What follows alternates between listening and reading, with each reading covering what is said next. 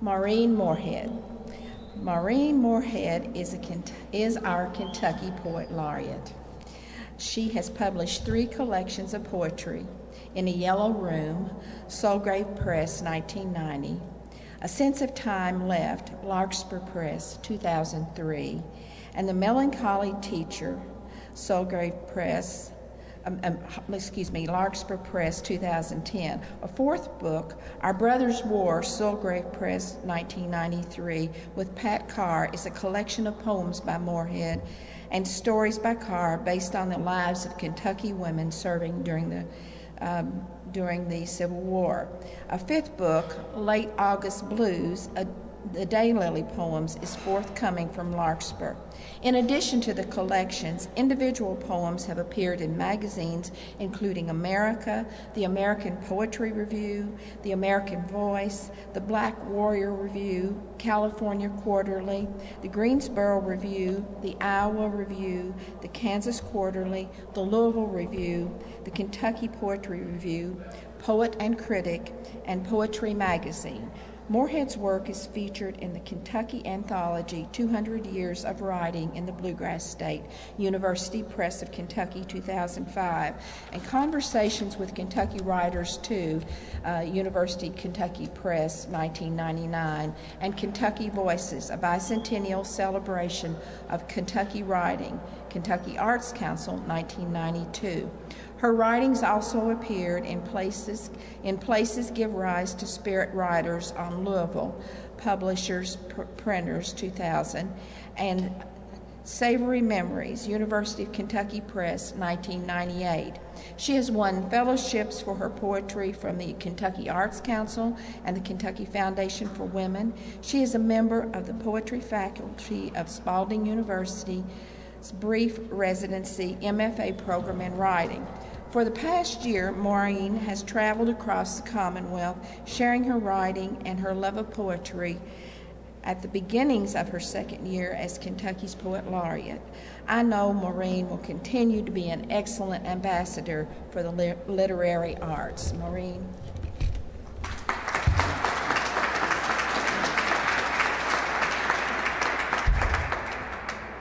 Thank you, Secretary Sparrow. That was nice. And thank you, Arts Council. And thank you all for being here. I have some comments to make about this year. It's been wonderful, and I have some memories that about my travels that I want to give to you. So about a month ago, as I drove down the Mountain Parkway to speak to students at Lee's Community and Technical College that afternoon and to faculty that evening, the hills gave way to bigger hills and then to mountains, where an avenue of hundreds of redbuds on the slopes along the interstate showed me the way to Jackson. Such beauty is overwhelming, as was the hospitality of my host and hostesses in Jackson and everywhere I visited the past year. I drove to Pippa Passes late one night, also into the mountains, and woke the next morning in a valley where Alice Lloyd College has thrived for decades. I talked about poetry to a convocation of students dressed in their Sunday best, a ritual reserved for convocation days out of respect for the lecturers. At Harvey Brown Presbyterian Church in Louisville less than a week ago, I read my poems, and then members of the audience read their favorite poems to me, explaining why they were so. Shel Silverstein, Langston Hughes, Emily Dickinson. Somehow we got on the subject of memorization, and within minutes, the entire group of seniors was reciting the beginning of the Midnight Ride of Paul Revere, reminiscing then on how poetry had been emphasized when they were in school. That night, a 92-year-old woman recited a poem to me she'd learned as a girl. A couple of months earlier, I'd heard the Poetry Out Loud competitors, high school students, become the conduits for poems they themselves had chosen to memorize and recite. Earlier this year, I talked to about 50 seventh graders in Oldham County, gave them a prompt, and was astounded at their poems written in haste in a stuffy classroom. Months before that, I'd sat with a group of ministers at the Presbyterian Theological Seminary in Louisville who were there for a week-long writing workshop. We talked for over an hour about the exploratory nature of writing, how through it, in whatever genre you choose, you can entertain ultimate questions, asking and thinking, working through to understanding and enlightenment. Excuse me.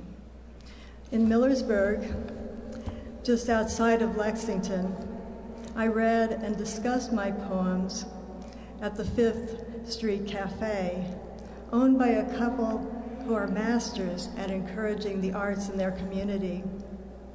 I talked to English teachers in Morehead and Lexington, retired university women in Berea, governor's scholars at Murray State, middle schoolers and their parents in Owen County, and a genial group of readers and writers last Saturday afternoon affront the old Mulkey Meeting House in Tompkinsville. I also read and traveled to other places, which were wonderful as well. I intended to travel throughout Kentucky, spreading the word that literature is crucial to us as a culture.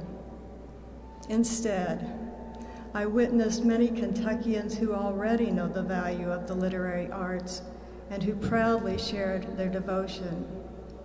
My time as Poet Laureate so far has been inspiring and fun. I've met good people and seen our state close up. I'm looking forward to where this next year takes me. Thank you. Well, when I teach poetry, which I've done all my life, I usually tell people don't write war poems or love poems. So what I'm going to read now is a war poem and then a love poem. I think I wrote this poem that I consider a war poem partly because Mrs. Bush uninvited a group of poets to the White House right after we had gotten into the Iraq War because she got wind that they were going to that they were going to read anti-war poems. And as a result of that, millions and millions of poems were written and put online that were war poems. This poem is called Afterwards. You know, what do I know about war? I've never been in war. I don't know war firsthand. I have read The Red Badge of Courage. He wasn't in war, but somehow he was able to manage it. But I've read wonderful poems by veterans that I couldn't even imagine coming close to. What I can imagine is a neighbor whose family member is either wounded or killed in war. And that's what I did for this poem. I imagined that, we were hearing all these news reports at the beginning of the Iraq War about these horrible deaths and wounds caused by IEDs. And every war sort of has its own specific weapons and its own specific types of injuries. So what I did is imagine that the woman next door to me or across the street had learned that her husband had been killed in the war. So, and this poem also, I should tell you, is really about how at some point I think I felt that neighbors would have a responsibility to intervene if need be. So afterwards, apples in a bowl rot quietly. Wet leaves mat the background. It's early November. Deer leave tracks in the soft mud. Raccoons scavenge. Owls worry the yards with questions. Weekdays, a school bus stops, its headlights awakening our kitchens.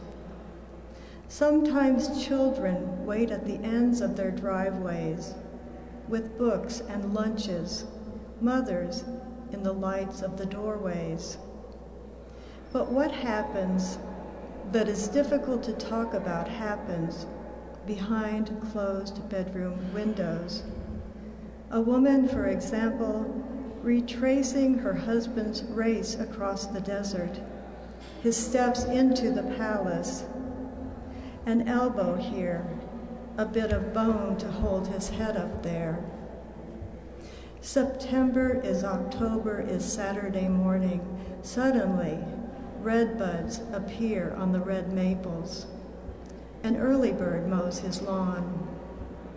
In the painting is a small dory lying in the dry hay of a barn loft.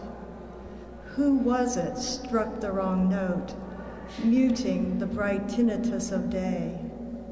Grief guides our footsteps, little cars across her kitchen wooden floor, wordless. So, and now for the love poem, which when I showed my husband, he said, that doesn't seem like a love poem. So we'll see what you think. In me there is no wanderlust. In me there is no wanderlust, as in you there is. A place in Paris you'd take me if I said, yes, let's go to Paris, to Brussels, Belfast, Verdun, to Banff, Zion, Yellowstone, Yosemite. Again, a steep ascent into Death Canyon, a bank of snow, 2 young men hurrying down the trail, a mountain goat, a second, third. We pressed ourselves into the wall.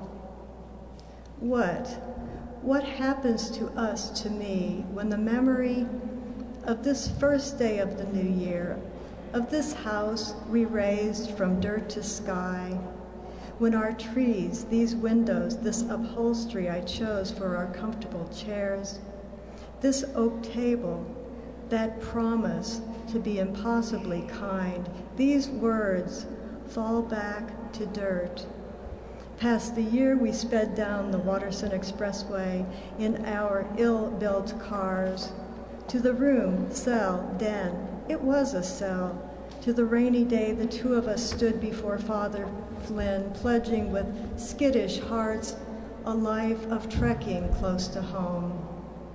I would take you to Wyoming if I could, because even now is the promise of flesh in this house, this room, these words, those trees, sweet cedar hiding the houses beyond, oak and ash against the watery gray.